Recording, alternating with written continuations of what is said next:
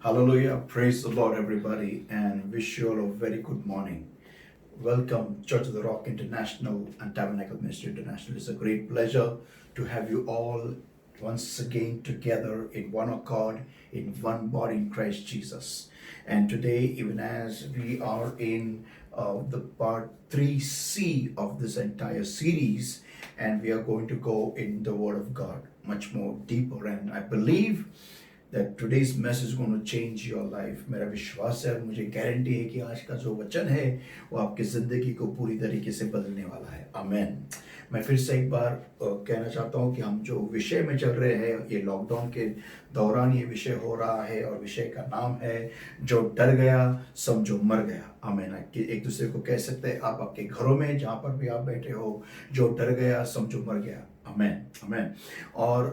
और इस वचन में जाने से पहले आइए हम सब दुआ करें। Let us all pray, everybody, and welcome the Holy Ghost in our lives in a new way today, this morning, this day, and let us all allow Him to have His will, His moment, His will in our midst. Thank you, Lord my God. I give you the praise. I give you the worship. I give you the glory. I give you the honor, Lord my God. I give you the thanks a million times, Lord my God. For thou art a faithful God, Lord. There is none like thee. And beloved Holy Spirit of God, thou welcome, Lord my God. Thou art welcome in this place. Come, mighty comforter. Come, mighty counselor. Thou art welcome right now in this place, in the people's houses, wherever they are right now, listening to this word, Lord my God. Thou art welcome, O Lord my God. Thou art welcome in the name of the Lord Jesus Christ of Nazareth. And beloved Lord my God, I pray, Lord, have mercy upon us, O Lord. Wash us, Lord, the precious blood and cleanse us, make us holy, be whiter than snow, and every yoke of darkness, every bondage of the enemy holding upon our lives, upon our situations, upon our bodies, upon our minds, upon our hearts, O Lord, upon our finances, O Lord, my God, upon our jobs, upon our businesses, O Lord, my God, upon our destroying and consume with the fire of the Holy Ghost, in the name of the Lord Jesus Christ of Nazareth, and I set ourselves free, our households free, our minds free, our hearts free, get out in Jesus' mighty name. O Spirit of God, thou art welcome, Lord, my God, thou art welcome, you take charge right now. And lead us is my prayer, Lord my God. Speak to our hearts, O Lord. We come to you the way we are, but we come to change. We come to become more like you. And Holy Spirit of God, thou art welcome. You take charge right now and speak to us. Thank you, Lord my God. And we vow, Lord, like always, all glory, honor, power, praise, and all thanks, wonderful Lord Jesus. Belongs to you alone for you and you alone for every single thing that the Holy Ghost shall do in this place. It is our promise, and we will keep it. For the Holy Ghost is doing in our lives and through this ministry and through this message, Lord my God, through all these messages, Lord my God. No man shall have your glory, and no flesh shall glory in your presence. In the name of the Lord Jesus Christ of Nazareth, we pray and we ask. Amen amen hallelujah. आइए हम तुरंत हम हमारे इस पूरे श्रृंखला के जो बेस वर्स है हम उसमें जाएंगे, बेस वचन है उसमें जाएंगे। फिलिप्पुस की पत्री का 4 अध्याय और वचन 6। फिलिप्पुस की पत्री का 4 अध्याय और वचन 6। Philippians 4:6। Philippians 4:6. Be careful for nothing, but in everything by prayer and supplication with thanksgiving let your requests be made known unto God. Amen. और इब्रानियों की पत्री का 4 अध्याय और वचन 14 से 16 तक। इब्री लोकास पत्राचं 4 अध्याय आणि वचन 14 पासून ते 16 पर्यंत। Hebrews 4 and verse chapter 4 and verse 14 to verse 16. Seeing then that we have a great high priest that is passed into the heavens, Jesus the Son of God, let us hold fast our profession. For we have not an high priest which cannot be touched with the feelings of our infirmities, but was in all points tempted like as we are, yet without sin. Let us therefore come boldly unto the throne of grace, that we may obtain mercy and find grace to help in time of need. Amen. I repeat once again, let us therefore come boldly unto the throne of grace. Let us all pray, everybody. Thank you, Lord my God. Today we come to you the way we are, Lord. Speak to our hearts, touch us and change us and transform us. Meet with us, O Lord my God. Help us to soar up high as with wings of eagles, O Lord. And beloved Lord my God, today is a very special day when we take charge as your kids, Lord, and we pronounce your decree, your judgment, your authority upon this entire face of this globe. Thank you, Lord my God, for this time. Lead us, speak to us, change us, transform us. In Jesus' name I pray and ask. Amen. Hallelujah. Praise the Lord. So we are in हमें वचन में जो डर गया समझो मर गया, और हम एक जो उसकी जो सब टॉपिक है वो कह रहे एक दूसरे को आप कह सकते हैं कि तुम्हारे लिए एक गलियात एक गलायत तुम्हारी राह देख रहा है। बोल सकते हैं दूसरे को, तुम्हारे लिए एक गलियात तुम्हारी राह देख रहा है, एक गलियात तुम्हारी राह देख रहा है, एक गलायत तुमची वाट बघत आहे। Amen amen. There is a Goliath waiting for you. आमेन।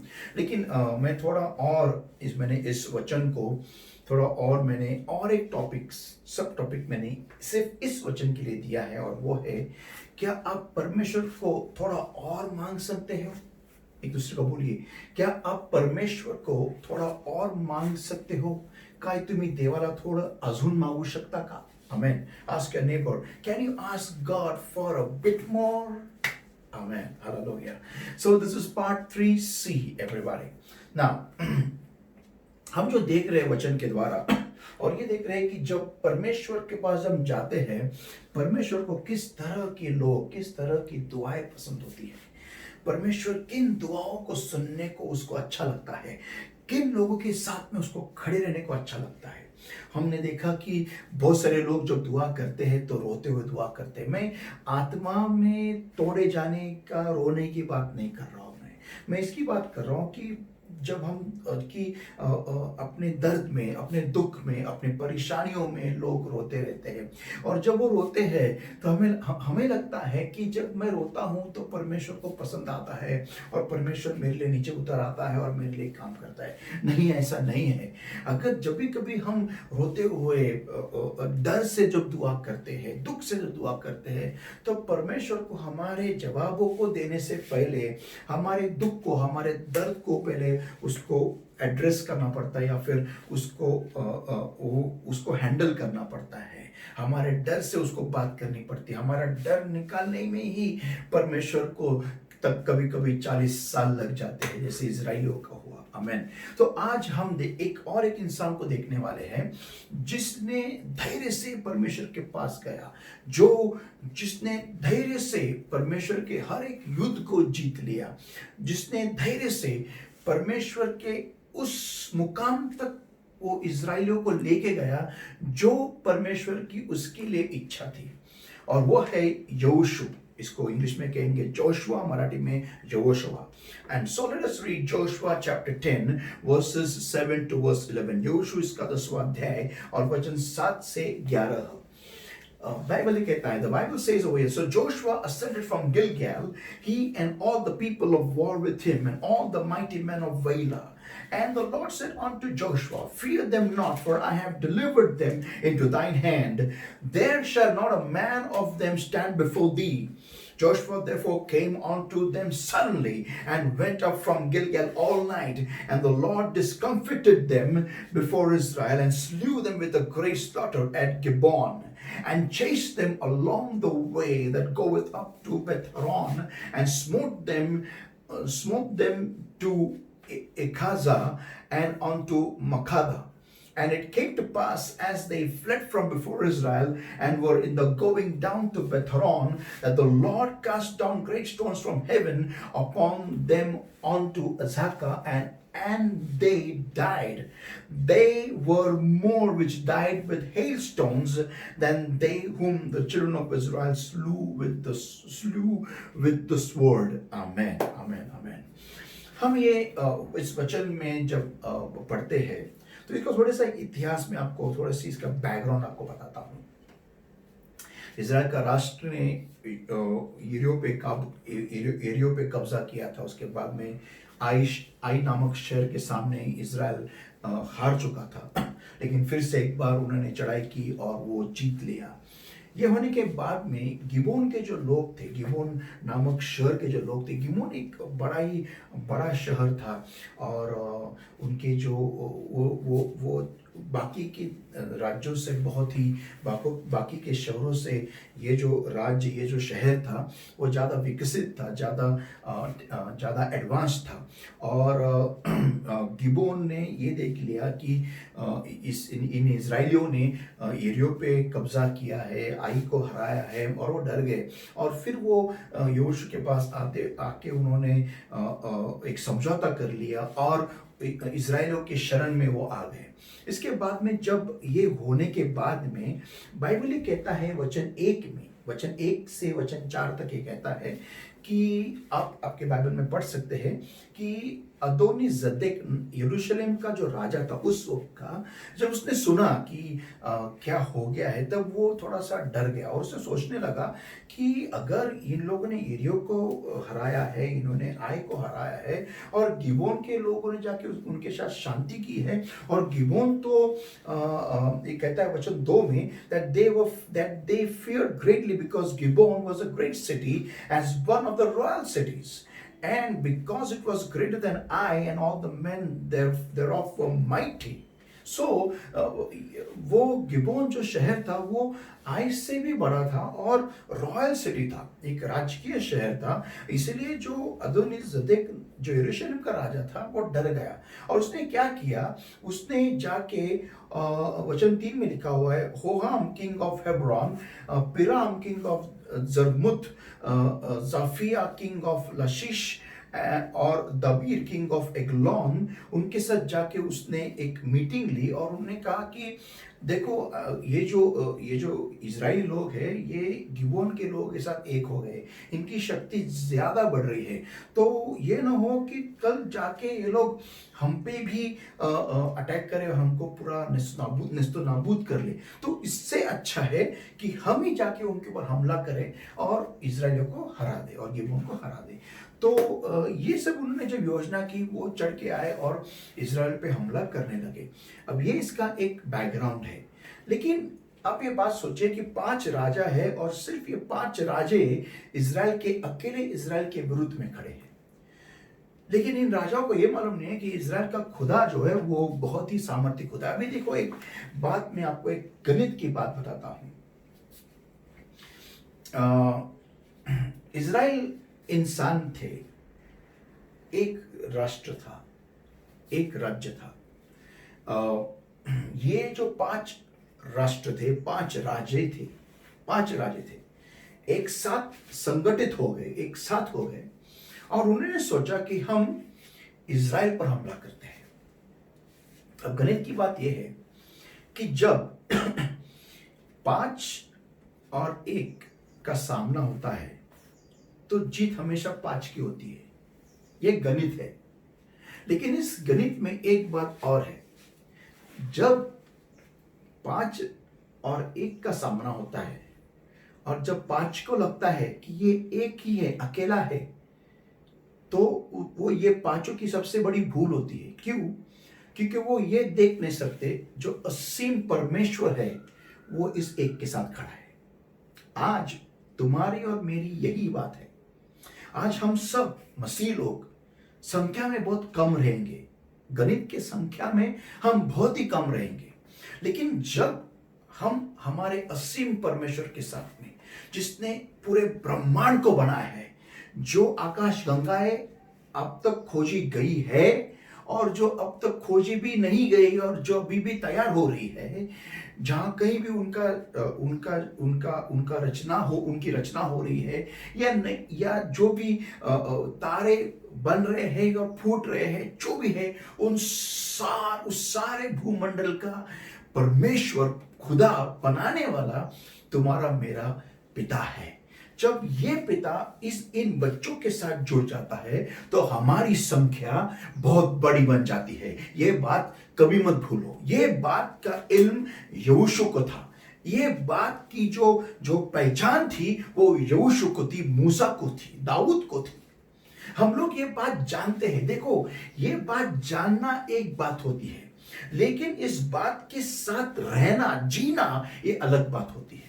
जब देखो प्रभु यीशु मसीह को देखो, जब प्रभु यीशु मसीह को शैतान जब उसको उसकी परीक्षा उसको मोह में या फिर उसको टेम्पटेशन में डालने जब आया, बाइबल ये कहता है कि प्रभु यीशु मसीह ने उसकी किसी भी बात को नहीं माना। क्यों नहीं माना? क्योंकि यीशु मसीह जिस खुदा का बेटा है वो उस खुदा को, उस पिता को जानता था, वो वहां से आया हुआ था, वो सारी बातों को जानता था। हमारे और यीशु मसीह में यही अंतर है। हमको ये सब लिखा गया है बाइबल में, हमें ये सब कुछ बाइबल में लिख के दिया है, लेकिन हम उस बाइबल को पढ़ते नहीं है। पढ़ेंगे भी तो उसको हमारे जिंदगी में उसके साथ जीते नहीं है। जब कभी भी कोई भी कुछ भी घटना होती है, हमारा दिल अपसेट होता है, हमारा दिल ऊपर नीचे होने लगता है, हमारा बीपी राइज होने लगता है, हम डरने लगते हैं, सहमे रहने लगते हैं। क्यों? क्योंकि हम हमारे बल पर, हमारे बलबूते पर उस तूफान को, उस शैतान को, उस अटैक को, उस हमले को हम हैंडल करना चाहते हैं। लेकिन हम इस बात को भूल जाते हैं, जब तुम्हारे साथ परमेश्वर आके खड़ा हो जाता है, पूरी दुनिया का रचयिता, पूरे दुनिया का मालिक, जब वो आके कहता है बेटा मैं तेरे साथ हूं, बच्चे मैं तेरे साथ हूं, तब वो गणित का जो रेशो है पूरी तरीके से बदल जाता है। तब ये एक बहुत बड़ी संख्या बन जाती है और ये 5 बहुत छोटे दिखने लगते हैं। आमेन। और यही हो गया इस वचन में। देखो ये बात मैं थोड़ा एक बात कहना चाहता हूं। जब ये बात जब हम मसीह लोग जीते हैं, ये जानते हैं हम कि हमारा खुदा कौन है, हमारा स्वर्गीय पिता कौन है, हम सब जानते हैं। ये जानना एक बात है और उसमें जीना एक और ही बात है। आज मैं आपको उत्तेजन देना चाहता हूं, लर्न, आपको एक उत्तेजन देना चाहता हूं कि आप उस पावर में जीना सीखो, उस सामर्थ्य में जीना सीखो। ना कि सिर्फ बोलो, लेकिन वचन से बोलते मत रहो, लेकिन उस सामर्थ्य में जीना सीखो, जैसा यहोशू उस सामर्थ्य में लड़ने चला गया। आमेन। बाइबल ये कहता है कि परमेश्वर ने उससे कहा, वचन 8 में, and the Lord said unto Joshua, fear them not, for I have delivered them into thine hand, and there shall not a man of them stand before thee. मैंने उन सारे लोगों को तेरे हाथ में दे दिया है।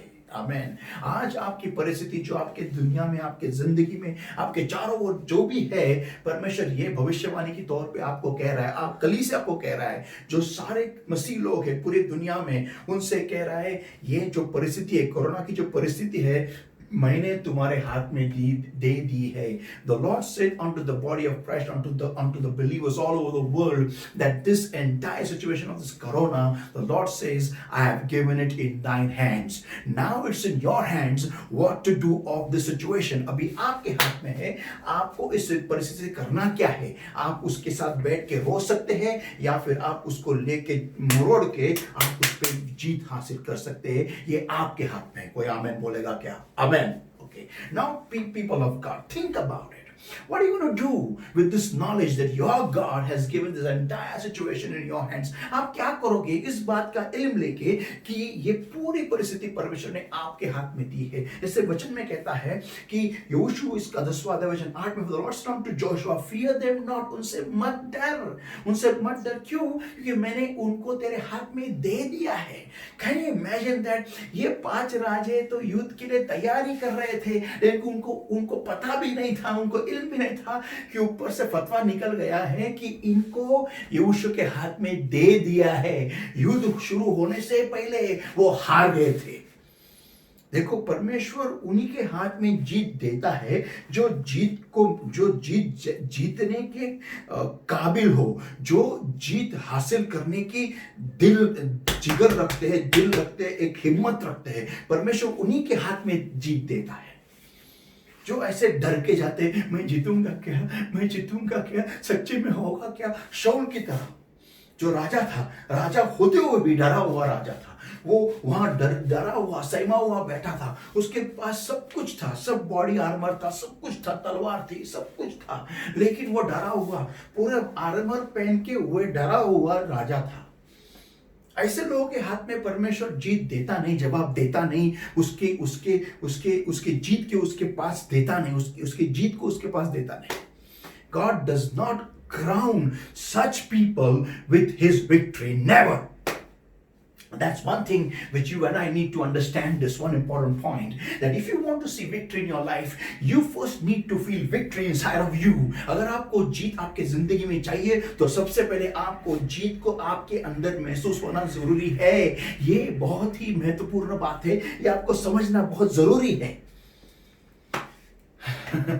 और यही हमारे में और यहोशू में फर्क था। यही फर्क है कि हमसे बोलने वाले मसीह लोग हैं, हमसे बोलते रहते हैं, लेकिन हमारे अंदर से जीत दिखती नहीं है। हम पहले से हारे हुए लोग हैं। हमारे अंदर हम कुछ भी हो जाए तुरंत हम डरते हैं। किधर जाता है उस वक्त वो वचन? किधर जाता है वो वचन जो वो कहता है कि तुमको मैं तुम्हारे साथ हूं, दुनिया के छोर तक, दुनिया के अंत तक मैं तुम्हारे साथ हूं। किधर जाता है वो सब वचन? मैं तुम्हें कभी छोड़ूंगा नहीं, तुम्हारा त्याग कभी करूंगा नहीं। तो ये वचन कहाँ जाता है? ये सिर्फ बोलने के लिए बातें, दूसरों को उत्तेजन देने के लिए बातें हैं। देखिए, जब कैसा होता है ना कि जब हम दूसरों को वचन सुनाते हैं तो बहुत आसान रहता है, लेकिन वही परिस्थिति जब हमारे खुद के जिंदगी में आती है तो बहुत मुश्किल होता है उस वचन को जीना। क्यों? क्योंकि हम कैसे मालूम है क्या, वचन के कपड़े निकाल के रखते हमेशा। ये हमारा प्रॉब्लम है। हम वचन के कपड़े निकाल के रखते हैं, पहने हुए रखते नहीं है। देखो, अगर मैं कभी कोट पहनता नहीं, कभी नहीं पहनता हूं, समझिए, और अचानक मुझे पहनना लगा और तो मुझे तुरंत पहनने को नहीं आएगा, टाई लगाने को पहनने को नहीं आएगी। क्यों? क्योंकि कोई आदत ही नहीं है ना। तो कैसा होता है कि अगर मुझे आदत है वचन में डूबे रहना और उस वचन को मेरे जिंदगी में लागू करना, तो जब प्रॉब्लम आता है, अगर तूफान आता है, तो मुझे कुछ परेशानी होती नहीं है उस तूफान का सामना करने में और जीत हासिल करने में। लेकिन अगर मुझे आदत ही नहीं है तो बहुत टाइम लगता है, मुझे सिर्फ उठने के लिए बहुत टाइम लगता है। आज बहुत सारे मसीह लोग, उनको इस परिस्थिति में उठने के लिए, दिल में ही उठने के लिए बहुत टाइम लग रहा है। तो आइए हम वचन में जाइए। बाइबल ये कहता है कि ये जो 5 राजे थे, इन्होंने निश्चय कर लिया कि यहोशू पे हमला करने का। और जब वो आए, बाइबल ये कहता है, यहोशू, the Bible says, Joshua therefore came on to them suddenly, अकस्मात, अचानक, suddenly. Wow. When you know God is on your side, you don't need to wait for a green signal. जब आप जानते हो कि परमेश्वर तुम्हारे साथ में है, आपको ग्रीन सिग्नल की राह देखने की जरूरत नहीं है। जब परमेश्वर ने बोल दिया ना, बोल दिया। आमेन, आमेन। बोले दूसरे को, बोल दिया ना, बोल दिया। आमेन, इट्स डन। तो रुकने का क्यों? अगर दे दिया आपके हाथ में तो रुकने का क्यों? और ये भाई साहब यहोशू चला गया, उसने पूरा युद्ध जीत लिया और वो मारने लगा। और जब जिस तरीके से वो मार रहा था, उन सारे पाछी राजा के पूरे उसकी जो सेना थी, उनको जो मार रहा था, बाइबल ये कहता है कि and it came to pass, 11 वचन में, and it came to pass as they fled before Israel and were in the going down to Beth-horon, the Lord cast down great stones from heaven. तो परमेश्वर ने भी ऊपर से पत्थरों को फेंकना शुरू कर दिया, और वो थे, इंग्लिश में उसको कहते हैं हेल स्टोन्स। और परमेश्वर ने ऊपर से पत्थर डालने शुरू कर दिए। सोचो, परमेश्वर ने जब देखा कि अरे मेरा बच्चा जिस जोश में काम कर रहा है, तो परमेश्वर की भी बड़ा मजा आने लगा। ही सेड, वो खुद बोला, उसने खुद देखा कि अरे अगर मेरा बच्चा इतने जोश में जा रहा है तो फिर मैं भी ऊपर से मदद करता हूं। क्या हमारे साथ में ऐसा होता है क्या? जब हम जिस जोश में जाते हैं जीतने के लिए, जो परमेश्वर ने हमें जो मंशा दी है, जो योजना दी है, या फिर हमने कुछ ठान लिया, कुछ करने का है, जब परमेश्वर, हम जब निकलते हैं वो काम करने के लिए, तब परमेश्वर हमारे बारे में ऐसा कहता है क्या, अरे मेरा बेटा अकेला लड़ रहा है, रुक मैं भी हाथ दे रहा हूं उसको, मैं भी उसको मदद करता हूं। ऐसी फीलिंग परमेश्वर को आती है जब परमेश्वर हिम्मत वालों को देखता है दुआ करते वक्त। आमेन। और दुआ में एक्शन जो लेते हैं उनके साथ में खड़े रहने के लिए परमेश्वर को अच्छा लगता है। आमेन। देखो एक बात ध्यान से देखो, पर हमारा परमेश्वर जो है उस ऊपर से खेला देखने वाला परमेश्वर नहीं है। नहीं, वो अपने बच्चों के साथ मैदान में उतरने वाला परमेश्वर है। वो ऊपर से सिर्फ खेल नहीं देखता कि कैसा हो रहा है देखने दो, नहीं, वो नीचे उतर के आता है। आमेन। वो इज़राइल के बीच में रहने वाला परमेश्वर है। आमेन। आपको ये बात समझनी जरूरी है, बहुत जरूरी है कि जब आपके जोश को परमेश्वर देखता है, आपके एक्शन को परमेश्वर जब देखता है, तब परमेश्वर आपके लिए नीचे उतर आता है। परमेश्वर को ऐसे लोग पसंद है जो जोश में दुआ को बैठते हैं, जो पूरे विश्वास में बैठते हैं और एक्शन करने के लिए बैठते हैं। परमेश्वर उनके लिए नीचे उतर आता है। हमें अभी भी याद है जब 2014 का जो इलेक्शन हो गया था, और उसके बाद में हॉल हमें नहीं मिल रहा था क्योंकि ईवीएम मशीन्स को वहाँ पर उस हॉल में रखा गया था और पूरा का पूरा हॉल सील था। हमने एक बार एक ऐसे जगह पे मीटिंग ली जहाँ पर बहुत ही गंदी बदबू आ रही थी और मुझे बहुत फील हो गया। मैंने लॉर्ड से कहा, परमेश्वर ये क्या है, मैं यहाँ पर कैसे वचन लूँ, ये कितनी गंदी बदबू है यहाँ पर। तो परमेश्वर ने बोला, तुझे किसने रोका है? बोला, परमेश्वर क्या करूँ, वो हॉल देते नहीं है। परमेश्वर ने बोला, तुझे किसने बोला हॉल देते नहीं है? नहीं, वो मैनेजर बोल रहा है। अरे मैंने बोला क्या तुझे? मैंने बोला नहीं, तूने तो नहीं बोला। फिर जा, तुझे हॉल मिल चुका है, जा तू सिर्फ। और जब मैंने अपने भाई को वहां पर भेजा, तब वो मैनेजर ने बोला कि देखो मैं हॉल दे सकता हूँ, लेकिन एक ही बात है, पूरी गारंटी आपको लेनी पड़ेगी, अगर कुछ भी हो गया आप जिम्मेदार होगे। मैंने बोला यस डन, मैं गारंटी लेता हूँ। और उस परमेश्वर की कृपा है हमारे कलीसिया के ऊपर कि उस हॉल में 4 या 5 साल तक किसी की भी मीटिंग नहीं हुई, सिर्फ हमारी हुई। क्यों? क्योंकि परमेश्वर ने हमारे लिए वो दरवाजा खोल दिया था। परमेश्वर ने देखा कि मेरा बच्चा वहां पर जाना चाहता है, मेरी बच्ची की मंशा है, और मैं उसके लिए दरवाजा खोल देने वाला हूं। आमेन, आमेन, हालेलुया।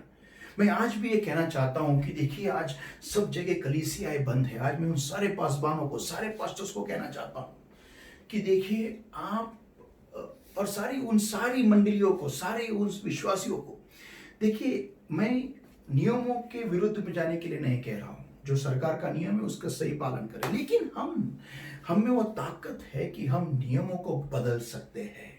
ये जरूरी नहीं है कि पानी के हिलाए जाने के बाद ही हमें चंगाई मिलेगी। हमारे लिए यीशु वहां पर आएगा जहां पर हम हैं, और सारी परिस्थिति को बदलने की ताकत हमारा यीशु रखता है। कोई आमेन बोलेगा क्या? आमेन। तो ये बात ध्यान में रखिए कि हमें रुकने की जरूरत नहीं है कि कोरोना का पूरा इफेक्ट खत्म हो जाएगा, फिर सारे लोग जब चंगे हो जाएंगे, फिर बाद में कोई मौत नहीं होगी, और फिर बाद में हमारे लिए हमारे कलीसिया को खोला जाएगा, फिर हम एक इकट्ठा होंगे। नहीं, ये कोरोना का इफेक्ट हम आज खत्म कर सकते हैं। एक कोरोना को हम जड़ से उखाड़ के फेंक सकते हैं, और हम सरकार का पूरा नियम दुआ में से बदल सकते हैं। ये कायदा हम बदल सकते हैं। इतनी ताकत तुम में और हम में है। कोई आमीन बोलेगा क्या? और ये ताकत यीशु मसीह के नाम में हमें खुदा ने, परमेश्वर ने दी है। आमीन, आमीन। तो आज मैं कुछ अनोखा करने वाला हूं, और वो है कि हम इस कलीसिया को, हम जो परमेश्वर प्रभु यीशु मसीह की जो कलीसिया है, यूनिवर्सल चर्च जो है, जो पूरी दुनिया की कलीसिया है, हम सब एक आवाज में दुआ करेंगे और इस कोरोना के जो इस दुष्ट आत्मा को रोक देंगे आज यीशु मसीह के नाम में। कल से कोई भी नहीं मरेगा। आमीन। ये विश्वास रखते हैं आप? आमीन। कोई भी नहीं मरेगा। कल से कोई भी, किसी को भी इन्फेक्शन नहीं होगा, और कल से पूरा का पूरा माहौल शुद्ध हो जाएगा। आमीन। ये पॉसिबल है, हम कर सकते हैं। और कुछ ही दिनों में सरकार को खुद मालूम पड़ेगा कि अरे ये कहां गया कोरोना, ये गया कैसे। कोई जिन लोगों ने जानबूझ के डाला है वो भी खुजाएंगे सिर, अरे ये तो 2 साल के लिए रहने वाला था, ये खत्म कैसे हो गया? हो गया क्योंकि यीशु मसीह की मंडली जिंदा है और उनमें ताकत है पवित्र आत्मा के नाम से। पवित्र आत्मा में वो ताकतवर है यीशु मसीह के नाम में। आमेन। So you and I, we're going to do this thing. We're going to change the course of the entire globe. We have the power in the name of Jesus. You and I, we can do that. How many believe that? Amen. We are going to stop this corona's effect from today globally in Jesus' name. We can do that. And corona will cease and will stop and will be destroyed in the name of Jesus. That's the power in the name of Jesus. Amen. तो मेरा आज का जो विषय है और वो है, थोड़ा और हम परमेश्वर से मांग सकते हैं क्या? आमेन। इसके लिए कंटिन्यूएशन के रुके रहिए। तुरंत पार्ट इसके 2-3C में कंटिन्यूएशन पार्ट आ रहा है। God bless you, stay tuned. Amen.